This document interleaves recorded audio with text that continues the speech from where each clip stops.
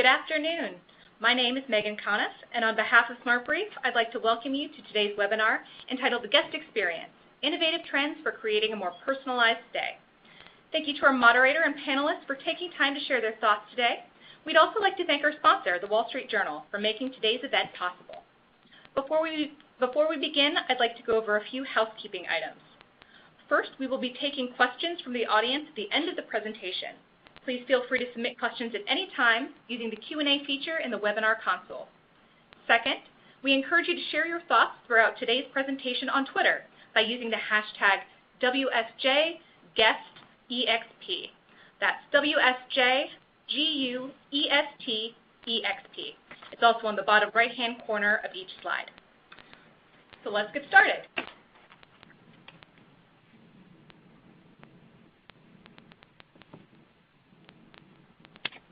Our moderator today is Scott McCartney. Scott McCartney covers the airline industry for The Wall Street Journal. He writes a weekly column on airlines and travel called The Middle Seat, which is one of the paper's most read and most emailed fixtures, and a blog called The Middle Seat Terminal. Scott, I'll turn it over to you. Thank you, Megan, for that introduction. In today's webinar, you will learn how hotels are targeting different generations and demographics with amenities, why certain amenities will keep guests returning to your hotels, why guests are looking for a mix of high-tech and low-tech amenities, and which areas of the hotel are seeing the most changes. We have a fantastic panel lined up today of senior executives from great hotel brands. So let's get started. Joining us today, Mike DeFrino is Chief Operating Officer, Kimpton Hotels and Restaurants. Mitzi Gaskin, Vice President and Global Brand Manager at JW Marriott. J.P. Oliver, Regional Vice President of the Morgans Hotel Group. Also, Lisa Potts, Senior Vice President of Sales and Marketing, Trump Hotel Collection, and Tom Santora, Chief Marketing Officer at Omni Hotels and Resorts. We want today's webinar to be very interactive, so let's get started with a poll to the audience. Take a minute to think this over. Check the circle you think most fits. Which demographics are you targeting now? Baby boomers, that's who has the money to spend now. Millennials, they are the customer of the future. Somewhere in between, or we don't target particular demographics. And we'll take about 30 seconds or so for the poll results to tally. All right.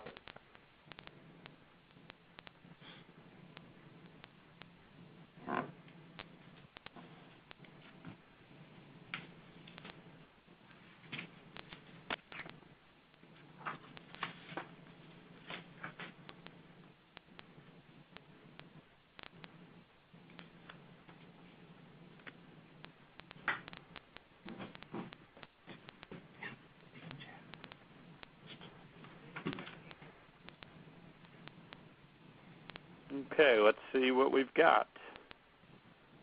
All right, far and away, somewhere in between of the baby boomers and the millennials. I think people feel like they have to target both of them, although 19% say they don't target any particular demographic. So let's start with Tom. Tom, why do you think it's important to market towards these demographics and provide customized amenities for them?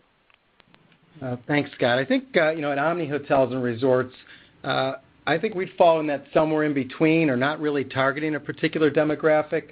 It's all about, for Omni and the other brands on the call here, about creating these memorable experiences.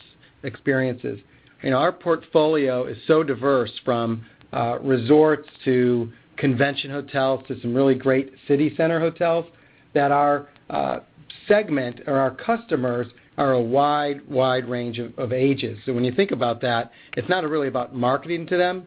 From a group perspective, the attendees might be young or old, and they didn't really choose the hotel. And even from a business travel perspective, in each city, they have 2 or 3 or 4 hotels to choose from, so your age ranges could really vary. I think from Omni's perspective, we do see a lot in sort of that boomer category, and when you think about that, they're really the most homogenous of the generations in history, and probably, when you think about it, the most traveled. they could be on a second career, second family, back in school, raising grandkids and such.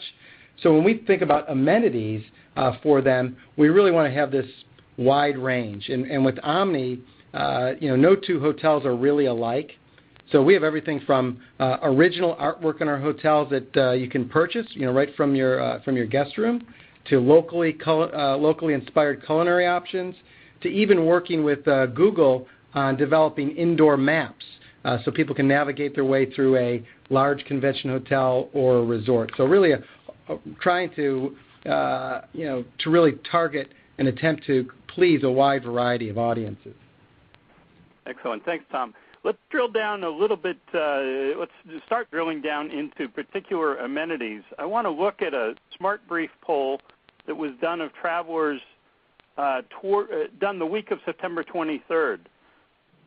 And it showed, we have it up here, it showed, we asked a question about a hotel's environmental efforts and whether those make a difference. And it showed 39% said factors such as room rate were more important. Overall, certainly the majority said no, but 24% said they were looking for a particular commitment to sustainability. More people make sustainability part of their lives, and an increasing number do expect hotels to do so as well. It's not surprising that room rate continues to be one of the major factors for business travel when booking, but the really interesting result, 45% expect hotels to have an environmental program in place. Hotels encourage behavior, reuse linens, install bulk bath amenity dispensers, even at the Four Seasons, and tangible benefits for eco-conscious guests, such as free or reduced parking for guests who arrive in hybrid or electric vehicles. Fairmont and Kimpton offer it. So for Mike from Kimpton, what's the business case for discounted parking for hybrid and electric vehicles? Thanks, Tom. At Kimpton, we've always been committed to being environmentally friendly. We really just think it's the right thing to do, aside from the business case for it. Whether it's from converting historical buildings into hotels or using energy-efficient light bulbs, it just makes good sense for the environment, and it also tends to make good sense for the business once you figure it out. Free parking for guests coming in with hybrid vehicles is just one other thing we do to support the environment. We also offer charging stations in many of our garages in our hotels where we have in-house garages. But we think that the eco practices and hybrid car discounts helps to build an affinity and an alignment with our guests. We think that people who are driving those cars are attracted to other organizations that have that same disposition, and we do. So we encourage it. We also think there's a business case for it. If somebody's driving in and they can get free or discounted parking, that might be a decision factor for them when they're choosing a hotel. But that wasn't the first and foremost. It was really just alignment with the eco-friendly customer and eco-conscious guests. And you also have a line of custom Kimpton bicycles available for free to guests at every property. Why is that? We do. That's not really an eco initiative. However, we really think that our guests who stay at Kimpton hotels are actively looking for ways to stay fit and feel good when they're traveling. So about a year ago, Kimpton announced a partnership with Public Bikes, which is another San Francisco-based company, and their founder, Rob Forbes, is a Kimpton-friendly guy, and he helped us put together a custom bike that was great for city riding, and with more and more bike paths in downtown areas, it seemed like a great idea. So all of our hotels across the country have a bike share program that guests can use complimentary while they're in the hotels. We've seen such great demand over this summer for these bikes that we're in the process of ordering another few hundred of them for our hotels. So and they're uniquely colored and have our Kimpton logo on them, and they have a great gear ratio for most of our cities. We just find that it's a great way for our guests to have fun when they stay at our hotels, and there's no better way to see a city than from two wheels, I think. So a lot of our guests are finding it great fun to have that available to them. And do you ultimately think those kinds of things will drive booking? Oh, we absolutely think that that things like that will drive bookings. Maybe not individual elements alone, but at Kimpton we really feel like guests choose us because we're a fun alternative to some of the big brands where they can unwind, have great food, great drink, maybe ride a bike, and stay in interesting buildings with great design. We think all of those elements sort of make up the mosaic of a decision for a customer, and so far so good. And JP, Delano South Beach also offers free bicycles to guests. Have you looked at who's actually using them? Yeah, as with Kimpton, it's the client and customer are really looking for a more socially conscious way to get around. It helps limit their carbon footprints, and it's healthy activity. And we also partnered with Public Bikes out of San Francisco. They are great bikes. They branded it to your facility, and we get great utilization out of it. Really, we're saying, all ages. I say a lot of couples. A lot of cruising in Miami Beach early in the morning. It's a wonderful township. It's a bike-friendly township with trails and paths. We provide bike maps and water on your departure, and about every other block there's bike stations that the city provides. So it's a great way to get around. You might say a gridlocked town at times, and with limited parking in Miami Beach. So it's a wonderful amenity and used constantly. And as with Kimpton, we continue to order up. So it's a great trend and one that we're happy to abide by. And the bikes are getting used all the time. Time. Okay. Let's do an audience poll. Let's see what the audience thinks on the importance of environmental programs. So the question is, do a hotel's environmental efforts make a difference to guests? Yes, most guests look for hotels with a commitment to sustainability. No, but guests generally expect them to have some programs in place. Or no, guests are more concerned with factors such as room rate. And we'll give that about 30 seconds and take a look at the results.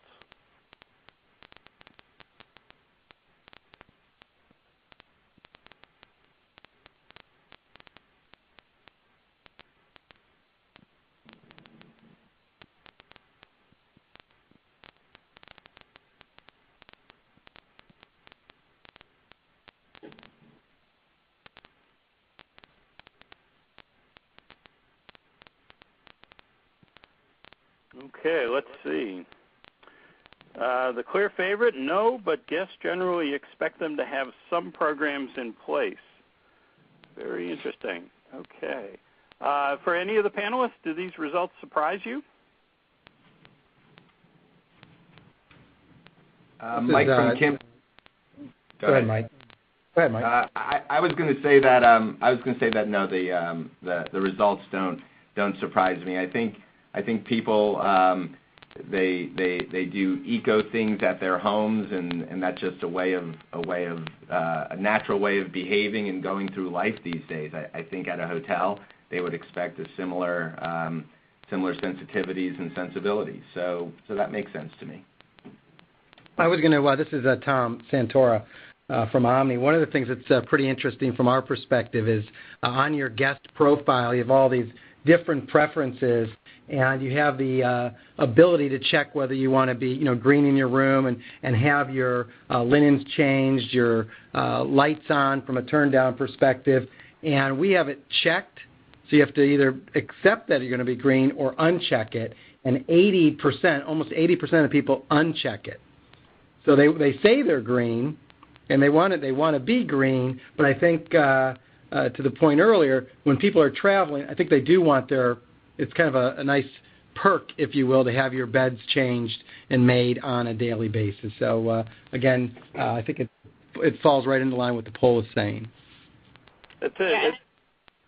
I'm sorry, yeah, and this just one more to add on to that. This is Mitzi Gaskins, and I think what we found at JW is we've done some studies around just like water pressure, and water pressure is still one of those things that a guest really wants in their hotel stay. So while they want to be economic and friendly to the environment, it really is important to have those touches of luxury that they get when they have that great shower experience in one of our hotels. That's very interesting. It's not dissimilar from what airlines have found with buy on board food, where everybody says we want healthy options, and then they order the most high-calorie, least healthy thing they can find. Okay, Mitzi, we're going to start talking about different amenities in the room, and I wanted to start with JW Marriott's Turndown service, a new turndown program that offers a rotation of bedtime treats, the traditional bedside chocolate, in this case from Astor Chocolates, with 2 custom amenities, an aromatherapy oil and a bedtime snack bar with natural ingredients intended to promote sleep. Why did you see Turndown as a key part of the guest experience? Thanks, Scott. I think that we see Turndown as one of those touches of luxury that you see across the industry, right? That people have come to expect Turndown with a luxury hotel.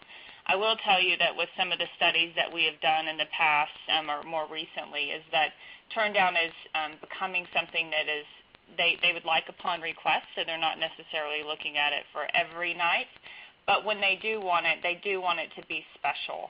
And so over the last, year and a half, we've been introducing a new nightly refresh program, and it's a way for us to bring just that thoughtful, curated element to oftentimes the last time we see the guest. So if you think about, especially a business traveler, when they're checking out of the hotel in the morning, a lot of times they check out without even going to the front desk. So this is really our last touch point where we can really make that lasting impression.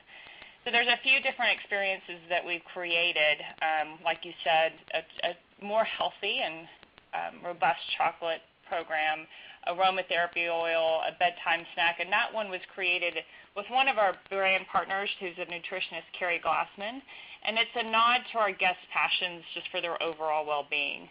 So instead of getting that piece of high-calorie, high-fat milk chocolate on your pillow, this bar was made with natural ingredients that work as antioxidants, so things like chia seeds and blueberries and natural organic oats that help stimulate recovery during sleep. So we just felt like, it was a new look at the Turndown and a way to bring that focus on well-being to our guests. And tell us a little bit more about the research and the customer research that went into this, and also how you found your partners. Great. So, I think, for JW, we really do focus on a target guest. So we really do focus on that one target guest versus maybe trying to be everything to everybody. And so one of the things that we know about our guests is that they really have a thirst for knowledge, and they look for experience that help further their expertise in the areas that they're most passionate about. So we did a study to understand how this guest uses their time and their money when they're not working. And so we literally followed them around to understand what brands they bought, how they spent their time outside of work, and what type of media they consumed. And what we found is that our guests are really passionate about 3 areas. Those are culture, culinary, and well-being. And so we wanted to develop experiences for them in our hotels that are aligned with these passions. And while we may know a thing or two about culinary, I don't think we're necessarily seen as experts around art and theater and wine and well-being. So we identified partners that really give us credibility in that space. So for instance, Christie's or Joffrey Ballet or Etude Wines. And they really help us provide content and knowledge to our guests through different channels such as social media, but they also help us design the guest experience. And so really this is where the Nightly Refresh program was born. And we have other ways that we've brought that to life. For example, one of our partners, Aromatherapy Associates, provides the Revive oil. And that's an oil that is specifically designed to really help you wake up in the morning. And we've also partnered with them as our bath amenity and also in our signature scent in our hotel, because Geraldine Howard really is a pioneer in aromatherapy. So all of these things, like I said, just really help support the passion points for our guests and what they're looking for in a hotel experience. And does it appeal to men and women equally? Well, women definitely share that they appreciate these amenities, but all of them, the wine, the chocolate, the Dream Bar, and even the aromatherapy oil appeal to both men and women. In fact, you'd be really surprised how many men comment that Revive oil is a great way to start the day. Interesting. Okay. Let's move on to fitness, one of the major amenities that hotels offer. Travelers want to stay healthy on the road, which means continuing a workout regime. Not everyone feels comfortable using the fitness center. Women traveling alone may not feel safe working out early in the morning or late at night when the space may be nearly empty. Some women would rather have the privacy of a private workout. So let's start with Tom. Describe Omni's Get Fit kit for guests.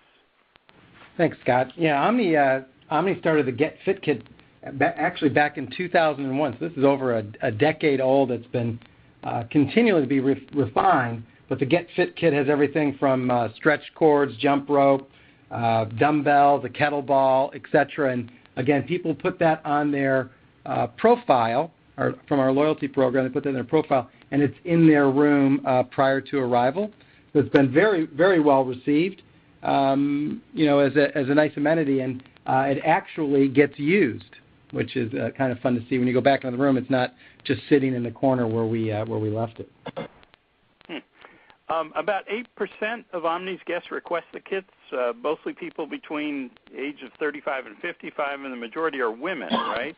What kind of feedback are you getting from your guests? Yeah, I think it's been positive. We see it on our comment cards that they appreciate that it's thoughtful and that we keep sort of redefining it. We did a little a survey a couple of years ago, and I'm just going to give you some of the stats that we pulled from that survey. But it said 45% of our guests said they did have a sufficient workout on the road. 39% of the travelers tried to find a way to fit in even extra workouts, and I'll talk about that in one quick second. But on the flip side, almost a third of the folks say they bring their workout gear, and I might be guilty of this one, and never find time or the energy to work out. So that extra workout, this was something we implemented about 2 years ago, and we started our highest level of loyalty program and now have migrated it through the whole program. But you can actually, on your profile, identify if you're interested in, let's say, yoga, Pilates, spinning classes, and in your registration packet upon arrival, we've identified the key places based upon your stay dates, key places to go to a spinning class, the time, and the fee associated with that. So if somebody's traveling on a Tuesday, Wednesday, we say the Wednesday class is here. Here are the 3 different times for spinning. So again, a nice way to extend maybe what you have in your own fitness center, and for the people who want to get out and about and experience that city. Very interesting. For Lisa, Trump offers custom fitness amenities for guests. Who do you see using the program, and how are you marketing it? Yeah, great question. Thanks, Scott. So Trump launched a program called Travel Fit earlier this year, and it's really part of a broader initiative called Trump Wellness. And the wellness campaign really encompasses a lot of things, including nutritious food and beverage offerings, addressing dietary needs, et cetera. And then Travel Fit is a key component of that. And obviously the purpose for the initiative is to make sure we're taking care of our guests who want to continue their healthy lifestyle and their fitness regimen while traveling. So through Travel Fit, we provide high-quality workout clothes. We've partnered with Under Armour. We provide sneakers, great running shorts, clothes, pre-programmed iPods with fantastic workout music, walking trail maps, running maps.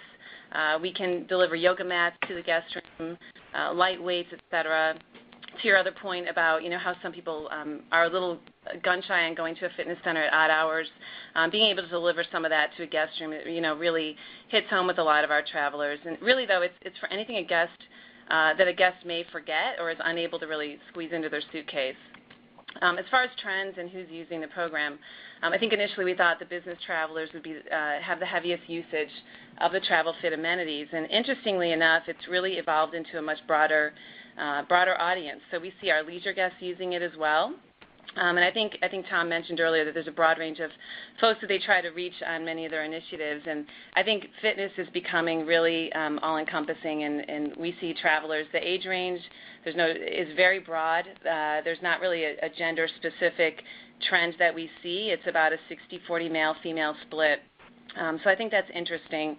The other trend we notice is that most of the folks that take advantage of these amenities are also members of our Trump Card Privileges program. So these are guests who've really taken the time to spell out their personal preferences to us so we can customize their stay across our portfolio.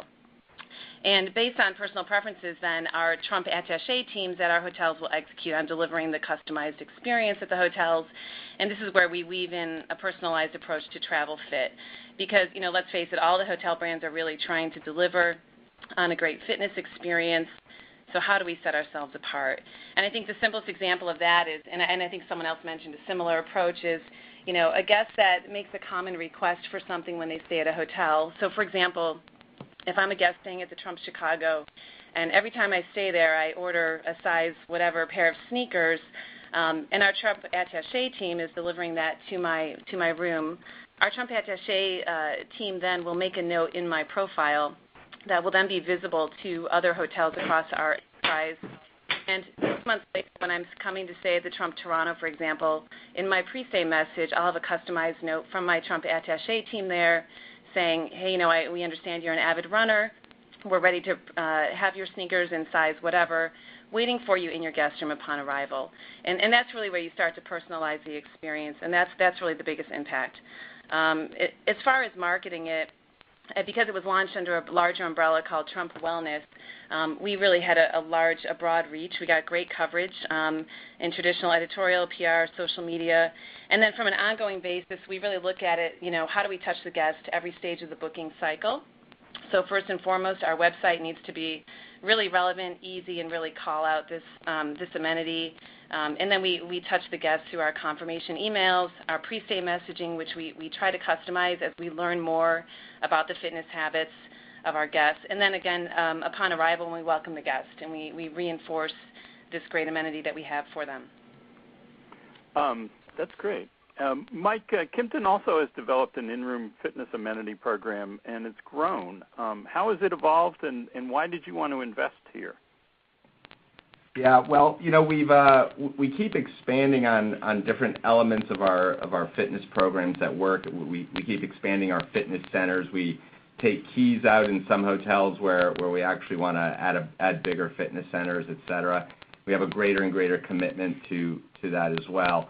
And we also offer classes in many of our hotels, yoga classes around the pool at the Phoenix Palomar recently, and Thug Yoga at the Sky Hotel in Aspen. So we're always looking for new and interesting ways to do it.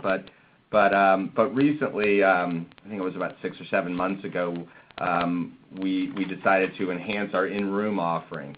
Back about 10 years ago, Kimpton started doing a yoga channel on the TV where there was an instructive yoga reel that was constantly running on one of the private channels, and we would deliver a yoga bag with the blocks and straps, et cetera, up to your room, obviously with a mat as well, if you wanted to work out in your room. And what we found was that we had more people asking for the mats than we actually had mats in the hotels.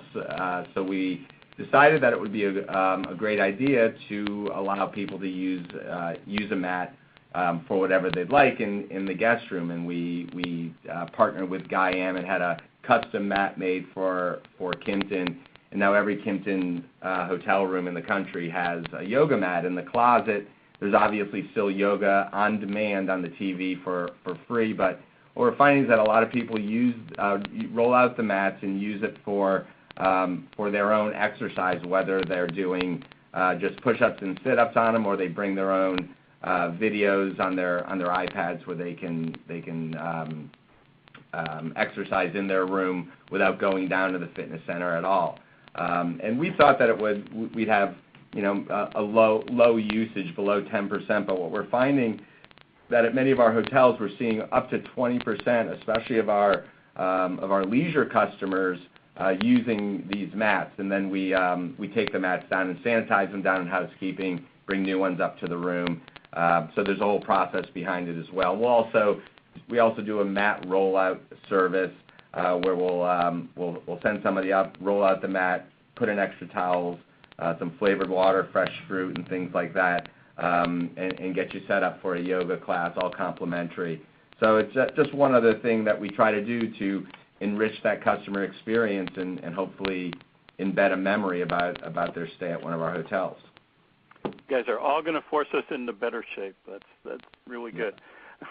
Let's talk about amenities in meeting and event spaces now. Hotels are broadening the mix of meeting and event space, rooftop gardens, entire farms, and media or screening rooms.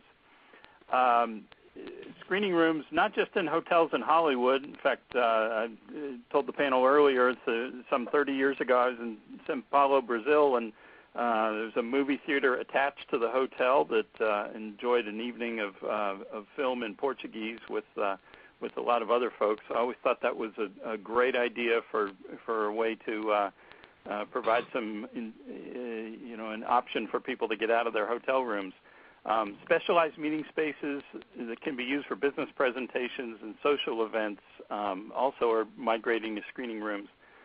The Delano in Miami Beach recently created one during a hotel renovation. 20-person room has an 85-inch screen and state-of-the-art audiovisual equipment. So for JP, who do you expect to book that room, and who's actually using it these days? Well, we had seen an opportunity to capitalize on day meeting requests for video conferencing and just traditional kind of corporate meetings. So we built out this beautiful living room setup that provided us some great deal of flexibility and comfort. And we've really seen the space that has grown into much, much more than just day meetings. And it's a social hub for us now. It's in-house guest viewing of movies and sports. We do cocktail parties, directorial debuts, first-run movie screenings. Miami Beach is a huge destination as for Brazil, and we've partnered with Brazilian Film Festival, and we've also seen Italian and French film societies use the space. So it opens the door for just a wide variety of use, and we're so excited about the room that we wish we had done this years back. It allows us other promotional opportunities. We've done sushi and a movie Sundays. We do drive-in movies with local exotic car clubs. And this Art Basel here at Miami Beach in 2013, we have a great video art installation in the space. So it's going to become a destination in a destination for us. So it's we just can't be more excited about a meeting space. And traditional meeting space isn't that exciting, right? But this has really opened up a whole new realm of possibilities for us in this iconic, beautiful stadium that we call Delano. And how much did you invest in the space, and has it paid for itself? Well, it certainly has paid for itself. When we looked at it, a high-end audiovisual is a big-ticket item. And, at Morgan's Hotel Group, design and, our design ethos and the quality of our product is such that, can get you, opens your eyes, and you really have to think about that return on that investment. We looked at it as about being a 1.5-year return on this, and we were tickled to death that after 5 months, it paid for itself. So, our utilization factor and also what we're able to demand for the space when it's not just a guest amenity has paid for it 3 times over. So we're excited. Lisa, Trump properties also have spaces that at first seem specialized, but actually can be used for other purposes. Trump Soho has a library. What do these spaces add to your properties, and why not just stick with familiar meeting spaces? Yeah, great question, Scott. Well, I guess to JP's point, that traditional space is not that exciting, right? And I agree with JP on that point. We found that our clients really want personalized and customized experiences that extend into their meeting and events with us. And, I think most of us that are in hotels can say that what started out as a necessity because we always need more meeting space. I don't know a hotel person who doesn't at some point say, we need more ballroom space, we need more function space. Getting creative with our space has now kind of evolved into an opportunity to really customize an experience. I think the hotel in our portfolio that had the biggest challenge with meeting space would be the Trump Las Vegas. And it's kind of a funny story, funny now, because this hotel was built with 1,200 keys, originally intended to be a residential building. After it was completed, it was determined that this would be a hotel. And, oh, by the way, we don't have really anything in the way of traditional meeting space, but we have to now fill 1,200 rooms. So that was our challenge, and I give a lot of credit to our team, and really, I think we all know the best ideas come from the field. Our sellers at the hotel observed that many of our penthouse suites went oftentimes unsold. This great space on our 64th floor with tremendous views, really a lot of square footage. The biggest suite is over 3,500 square feet. And when you think about it, it's perfect for a really unique meeting venue with built-in kitchens, restrooms, closets. The guest rooms can be used as breakouts or green rooms or what have you. So with very little investment, I think a lot of hotels have probably experimented with this. You can convert suites to meeting rooms. I think the key, though, with any of these unique spaces, and you mentioned the Soho space, too, which is really diverse space we can do some cool things with. The Soho space, by the way, is something that we would look at maybe for an intimate reception, and definitely for a place for meeting attendees to go to throughout their meetings or on breaks, to have a little one-on-one time with people. Because when we're all at meetings, we all say, gosh, let's try to grab 5 minutes, let's grab 15 minutes. And those are the conversations that really make the difference and the impact during meetings we've noticed with our customers. So having places to go for that are ideal. I think the key is that you have to help paint the picture for your customer and have some things that are ready and more formally ready for selling and marketing of the space versus sort of the ad hoc approach. Let's convert a bunch of guest rooms to breakout space. We've all been there, and you do have to do that sometimes. But to the degree that you can really observe space that is maybe not as active or underutilized at certain times of the day, really try to consider extending your traditional space and formally marketing the space. If you go to our website for Trump Las Vegas, you'll see that they have a whole section there, and they consider these penthouses really part of their function space, and it's obviously paid off. The other thing I would say is, when you walk through a hotel and you see pre-function space, we've all seen really underutilized pre-function space. If you go by a meeting and you see a registration table, continental breakfast, or a lunch buffet, it's not too exciting, right? And we've all seen the same pre-function space with exhibits, with internet cafes, with speed dating, one-on-ones going on, with demos of new products, fun breaks, interactive games and things. So we all know that we have spaces in our hotel that can be used to enhance a program.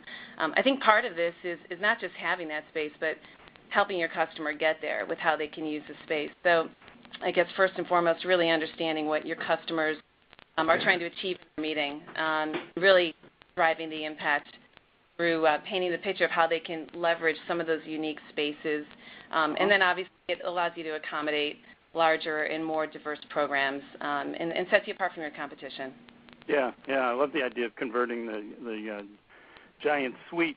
Let's move on to Wi-Fi and amenities throughout the property. We have here results of a SmartBrief poll of travelers,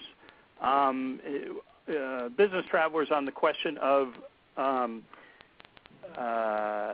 let's see, this one is amenities. Okay.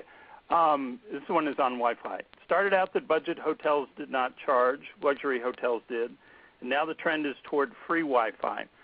This is the recent Wall Street Journal survey of U.S. business and leisure travelers backs this up. It showed that free internet access is the most important hotel amenity for travelers. Guests use their hotel internet access primarily to check and send email, the survey showed, but they also spend time looking at news online or using news apps on a mobile phone. And with this, now we'll go on to the question about consuming news and how people consume news at hotels. Business travelers appreciate amenities such as having a print newspaper, but 22% of business travelers said they changed their behavior consuming news on their smartphone and tablet. So, JP, Delano South Beach has customized iPad systems in its room. What do your guests use them for? Well, every guest room has an iPad. It's traditional content at first, so it's the room service directory, guest amenities, spa service, wake-up calls, bill review, kind of promotional page for nightlife events, club reservations here in our hotel. We also use it for, it's formatted for our kind of back of house or Mortgage Hotel Group online magazine. It's called Back of House, which speaks to fashion, design, and food and beverage. But we also load our newspapers in there, and we see great utilization for it, such as Wall Street Journal and other online publications. Magazines, I think we're offering Black Book, Wallpaper, Du Jour, and Uncrate this month, and it tends to rotate.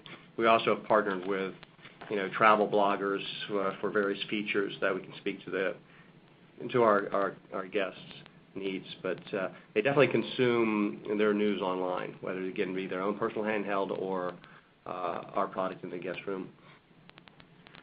And I think we all know that a hotel's wireless network is a key amenity. Millennials in particular see Wi-Fi as a right, not a bonus amenity or something they should have to pay for. In this SmartBrief survey, we asked business travelers about whether they would stay at a hotel if it does not offer free Wi-Fi. And the results showed that nearly 57% would not stay at a hotel without free Wi-Fi. Another 26% only would if they could claim it as a business expense. And 15% said they would stay at a hotel that charges for Wi-Fi because they considered it a worthwhile expense. So for Mike at Kimpton, you offer free Wi-Fi. How do guests get online at your properties? Scott, we've offered free Wi-Fi since 2004, and we've recently made it necessary for our guests to sign up for our Kimpton in Touch loyalty program in order to get that free Wi-Fi. So when they log on to or when they attempt to get onto the hotel's Wi-Fi network in their rooms, they get served up an offer that you can either pay for it or you can sign up for Kimpton in Touch for free and get free Wi-Fi for every time you ever stay at a Kimpton hotel. And then obviously our system remembers if you're a Kimpton in Touch member, so you don't need to continue to do that over and over again. And it was something we've done for a long time. We really think it's an easy win for a hotel, even though there is an expense associated with it, in that you do have to give up some revenue. But we think we more than offset that by attracting those 50+% customers you referred to earlier who wouldn't stay at a hotel that doesn't offer free Wi-Fi. So that's our justification for it, and we think it works great, and we think it's going to be in every hotel soon enough anyway. So it's something we feel pretty strongly about. And the quality of Wi-Fi is also something we feel strongly about. So we're continually adding circuits as people are bringing more and more devices that require Wi-Fi. We have our IT team that's measuring bandwidth and frequency perpetually. And we also have a question on our guest survey that asks our customers if they were content with the level of Wi-Fi. So very quickly we'll find out if we have a glitch in our system where we may not have enough bandwidth at one of our hotels, and we're willing to add hotspots or circuitry if necessary. So it's almost a full-time job for somebody to keep people happy with their Wi-Fi, and we're pretty committed to it. And so it's not a question of a reward for upper levels of the loyalty program, but simply for signing up for the loyalty program. That's correct. It's free to join, and the first time you sign up, you get your free Wi-Fi. Sort of like Christmas every time you sign up. All right. I want to move on to a subject near and dear to my heart: news consumption. Even in a high-tech hotel environment, operators are still offering guests complimentary newspapers. And in this SmartBrief poll, nearly 75% of travelers said news consumption is an important part of their daily routine. So relieved to hear that. And 2/3 said they value the service. Hotels that want to target baby boomers should note that older travelers who were used to physically reading the paper particularly appreciate the service. So for Mitzi, business travelers, particularly executives, are a key part of your demographic. How do you meet their need to stay connected and informed? Well, yes, we do have quite a bit of business travelers and baby boomers at that, and so we do still offer a paper that can be delivered to a guest door if they choose. And they can either choose this in their Marriott Rewards profile or ask the front desk upon check-in if they want the paper or if they want something such as the Wall Street Journal. Well, additionally, we continue to leave papers throughout the hotel. So the Bell Stand, the restaurant, our executive lounges, which are a great place for any of our guests or Platinum and Reward members get access to this lounge and gives them some great access either through Wi-Fi, through papers, and through TV. And also outside the U.S., we make sure that we have a really relevant selection, so obviously U.S. and local newspapers. But with that said, based off of what we're seeing at our hotels, about less than 10% of our guests are asking for a complimentary newspaper to be delivered to their door now. So this indicates to me that even the baby boomers are getting their news in other ways. Interesting. All right, let's move on to a question of the audience. Sort of wraps up a lot of what we've talking to. To the audience, which area of the hotel should you invest the most in? Do you think should invest the most in amenities? Is it in the room? Is it in the meetings and event space? Is it in the common spaces like the lobby or the fitness centers? And we'll wait about 30 seconds for the results on that.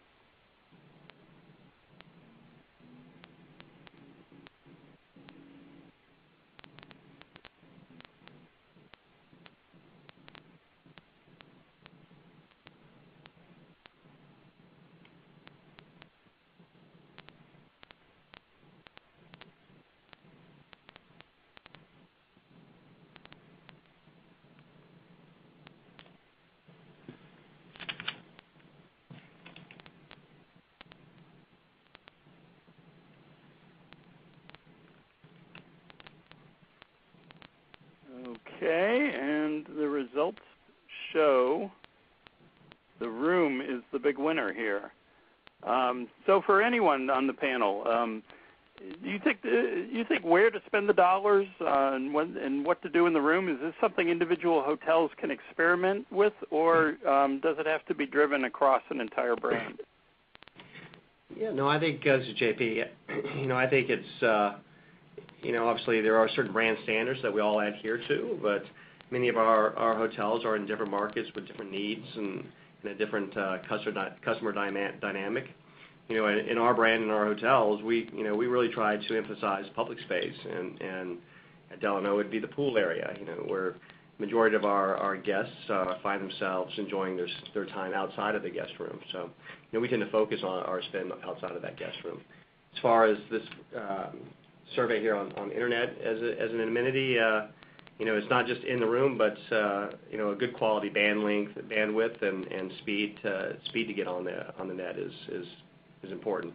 I think it's highly frustrating for the guests that can dial on, but it's a slow process, or they're getting noided out of their content. So if you provide it, it needs to be provided in a world-class fashion. I'm curious, do you believe in charging extra for more bandwidth? Having a two-tier service offering? Yeah, I've seen that. I personally don't believe that. I think it should be top shelf all the time. I do understand our business model, and that there are some that, okay, you want to download movies, it's going to take more time, more bandwidth, and there's a greater cost to it scenario. But is there truly a greater cost? I don't know. It's probably up to the individual IT departments and hotels. But I don't believe in that. Interesting. Anyone else? Okay, let's move on to a couple more specialized amenity areas. Paying special attention to children isn't necessarily new, but hotels are starting to get particularly creative in how they target the youngest travelers. The Plaza Hotel recently created a suite based on the beloved children's character Eloise. The Four Seasons Hotel in Boston, and children can raid the fridge on Saturday night, choosing a complimentary late-night snack to take back to their room. JW Marriott recently introduced a new kids menu designed by nutritionist Carrie Glassman. And so for Mitzi, what's on the menu, and how does a kids menu help you reach adult travelers? And let me add, do you risk angry moms? Well, we don't want angry moms, that's for sure. But well, as I told you before, we know our guests are really focused on well-being, and a big part of that is what they put in their bodies, as well as their kids' bodies every day. And so, like you said, we recently launched a new JW Kids program. Part of that was a menu designed by nutritionist Carrie Glassman, where it's an interactive and healthy menu. And it also has an activity book that is still fun but also educational around cultural items such as art and theater and music. And the interactive menu features some of those comfort food favorites that just have a healthy twist. So we give our little ones the chance to pick and pair foods that they love, but also gives the parents a peace of mind that they're going to get a healthy option. So the kids menu really has three pieces. It's the kids nosh. Kids nosh is something that's delivered to the table when the kids arrive. And instead of filling them up on things such as bread or goldfish, we offer them something really healthy, such as fresh cut cucumbers with carrot sticks and a low-fat yogurt ranch dip. So that gives them the opportunity to, one, to try, maybe even try something new that they haven't tried before at home. We also have a big kids menu, which focuses more on, the older kids. And then the last part is really this, that, and the other, which we encourage younger guests to mix and match with guidance from their parents, so they can opt for an organic grilled chicken, but get the sweet potato fries, but then also get the fruit. So it really helps them mix and match, and we just know that this really appeals to those mom and dads out there that are really concerned about what their kids are eating on a day-to-day basis. So it does help us attract that adult traveler and make the kids happy at the same time. Interesting. Okay. And the other area I wanted to talk about quickly was pets. So Trump offers over-the-top pet pampering. Creature comforts include plush dog beds, dog walking services, in-room pet dining, toys, and a map of dog-friendly parks. Trump Soho will serve pet meals on placemats and in place across the country at properties in Chicago and Las Vegas as well. Lisa, did you develop the program out of a need? Is there a lot of demand for a pet policy that goes above and beyond a room deposit when you do this? Yes, Scott, thanks. The pet program is really fun for us. We realize that and recognize that the pets are part of our guest family, and we're seeing our guests travel more with them than ever before. And we just want to make sure that we have a pet-friendly program that makes it easy for them to travel with their small dogs, with all the services you mentioned. And we're just seeing more and more of it, and we do think it may even incline a guest to extend their stay when they know they have their pet with them. And do you collect any sort of higher deposit with the pet? No, we don't. I mean, there is obviously a cleaning fee if there is, any particular issue, but that is really it. And we really don't experience problems. We don't get any real negative commentary around, someone saying a pet was in this room, because we do have to be mindful of guests who don't have pets and who don't want to be in a room that feels like a pet was just there. So there's obviously a very rigorous cleaning process we go through and so forth at the hotels, but it's really about addressing the need and the trend that we're seeing with our guests. And have you found side benefits to this program? Yeah, definitely. I mean, we've gotten a lot of media coverage with Trump Pets. We've had an overwhelming response. When we first launched the program, we were featured in Wall Street Journal, Travel and Leisure, just to name a few. And we have a campaign called Live the Life at Trump. It's featured on all of our big ads, and so our guests have sort of taken this to the next level with their pets. So we get pictures submitted now showing really cute pictures of pets living the life at Trump. They post them on Facebook and Instagram, and then we take our favorites and put them on our Pinterest board. And really, it's just a way to engage with our guests, a really fun fashion with something that's really important to them. And Mike, Kimpton also has a pet-friendly environment. Does it take a lot of effort to do this? It really doesn't. We've been doing it for so long. We sort of have an expectation that there's always going to be pets in the hotel, and that and we also make the leap of faith that people who are brave enough to travel with their pets usually have well-behaved pets. So and being the owner of a big dog, I know that big dogs probably do less damage than little dogs. So we don't have a size restriction either. If they can, as we say, if they can fit through the door, they're welcome. And yet, from time to time, I suppose accidents happen, but certainly not enough to force us to put any restrictions on the program. So it's free for guests to stay with us with their pets. And if they stay for a long time, we take care of the pets down behind the front desk. I checked into a hotel in San Diego the other day, and there was a dog behind the front desk, and I said, "Why is the dog behind the front desk?" And the gal who was checking me in said, "Well, this dog wasn't that happy to be in their room by themselves, so we decided to bring her down here and give her some company."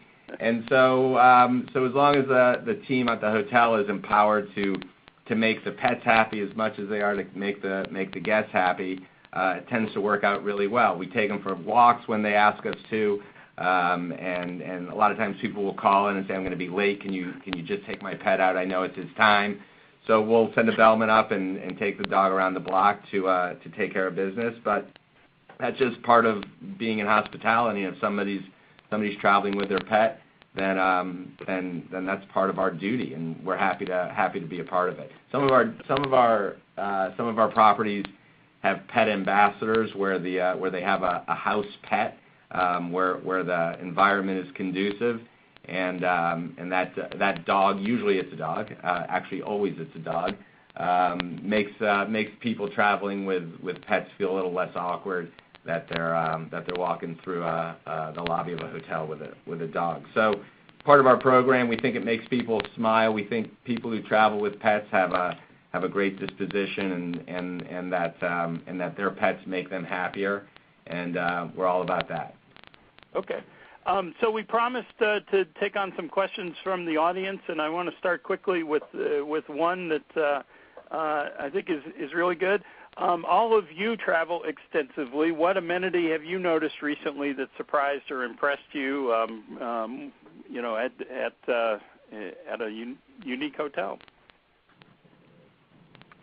I'll take that one. This is Tom Santora.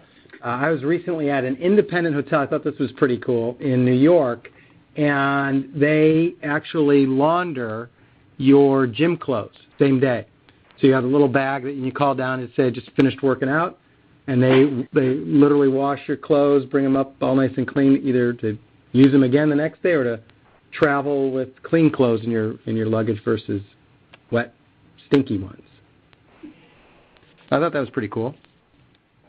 Excellent. Actually, this is Misty, and that was actually the exact one I was going to refer to. I think it's a great amenity for someone who likes to work out when they're on the road.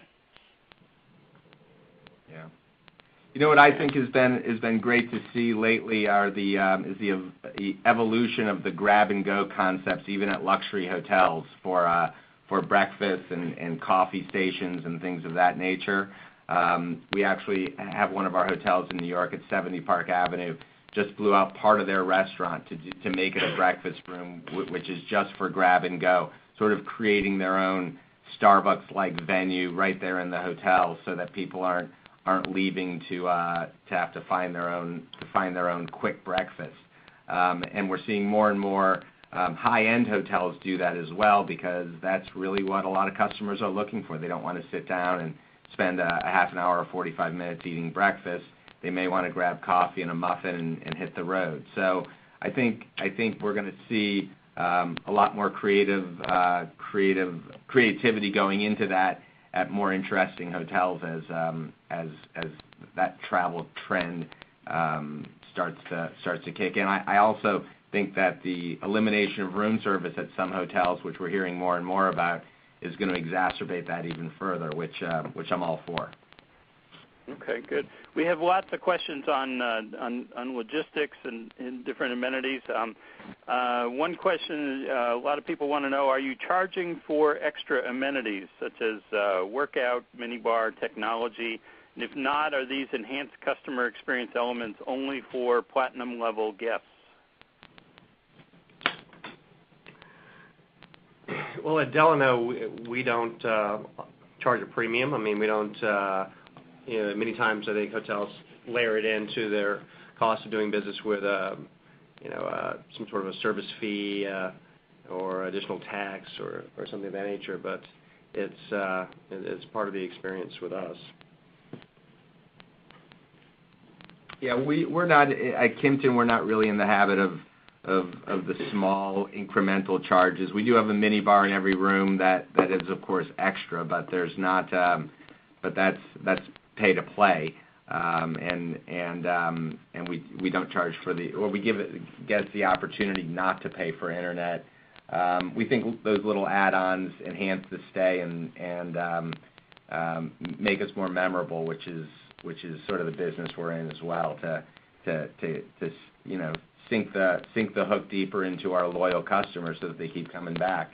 And I don't think anything pisses them off more than little charges that add up and become an annoyance.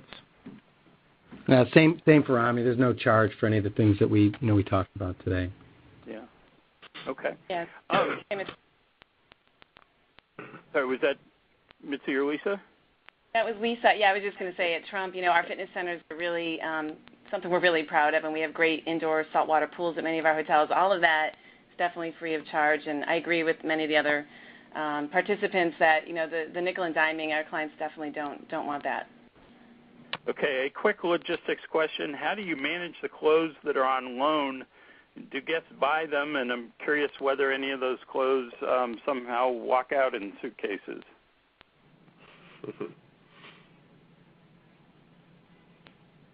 I'll speak for Trump. We do, if a customer does decide to take it with them, we do charge for that. So it really just depends on, they don't always ask for all the items, so it really just depends on what that item is.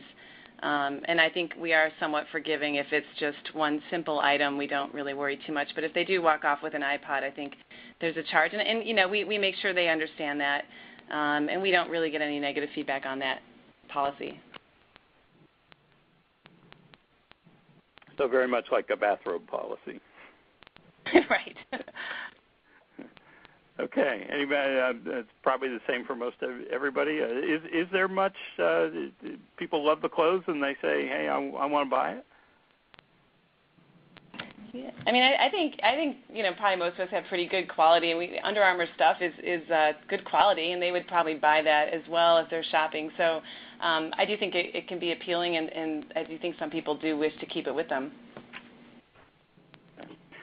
People on the webinar are curious how you collect guest data and apply it to the experience. I can take that one.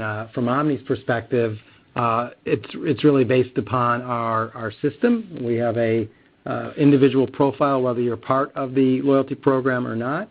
Obviously, when you're part of the loyalty program, we know much more about you, and we're always encouraging customers to update their profile with preferences, whether that's through email or from things that we identify while they're at the property. Each hotel has a dedicated loyalty ambassador, and as they understand, the frequent traveler, they're going in and individually updating that profile. And I think I forgot who mentioned it earlier, but that profile, obviously moves with you throughout your stay at Omni or any of our affiliate hotels. Okay, great. And final question for all of you: what does 5-star service mean to your brand? Hey, Scott, this is Mitzi. I'll take that. For us at JW, 5-star service to our guests these days are really about delivering exactly what they need and then, quite honestly, getting out of their way. So, it's really about knowing our guests and what they're looking for, but not providing that intrusive or always present service, but really delivering exactly what they need, exactly when they need it. Good. Anybody else? Yeah, I mean, at Delano, it's just all about engagement. Trying to create a memorable experience that kind of enlivens the senses. All of our cast members, associates, live and breathe this engagement, and allows us to all be kind of genies and live the dream with our guests. So it's fun, but it is, it's personalization and engagement. I think this is Lisa. I think, from a 5-star service perspective, I think it's what does it mean to each individual guest. I think Mitzi said this as well, and it's unique. It's through the lens of the guest and personalizing the entire experience for them. Great. Well, I want to thank all of our panelists. It's been a terrific hour. I think we've all learned a lot. I really appreciate you all sharing a lot of good information, a lot of good detail, a lot of fascinating trends in the hotel business with all of us. So thank you for your time and your willingness to share with us. I appreciate it very much. Thought it was terrific. Thanks for having us. Thank you Thank very you. much. Thank you. Thank you. Thank you.